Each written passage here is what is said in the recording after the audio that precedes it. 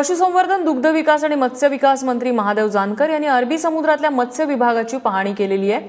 यावेळी कोळी बांधवांना सामना कराव्या लागणाऱ्या अडचणींचाही त्यांनी आढावा घेतला। सोबतच राज्याचा दुग्ध व्यवसाय आणखी लोकाभिमुख व्हावा यासाठी सेलिब्रिटींमधूनच विशेष ब्रँड अँबॅसेडर निवडला जावा असंही ते म्हणाले। सध्या प्लास्टिकच्या अंड्यांबाबत लोकांमध्ये असणाऱ्या संदिग्धतेवरही त्यांनी बोट ठेवले आणि लोकांनी घाबरून जाऊ नये असं आवाहन केलेलं आहे। मुळात म्हणजे राज्य सरकार आणि भारत सरकारचा अभिप्राय आहे प्लास्टिक मुक्त महाराष्ट्र। प्लास्टिकच्या बाबत आम्ही हे करण्याचा प्रयत्न करतोय। मी परवाच संबंधित अधिकाऱ्यांनी तसं स्वतः फोनवरनं देखील लेटर देखील पाठवलेलं आहे। अशी जर व्यक्ती जाणूनबुजून सरकारला बदनाम करत असाल तर तुम्ही त्यांच्यावर योग्य ती कडक कारवाई करण्याचा प्रयत्न करा। राज्य सरकार म्हणून आम्ही तुमच्या पाठीमागे खंबीर उभा राहू।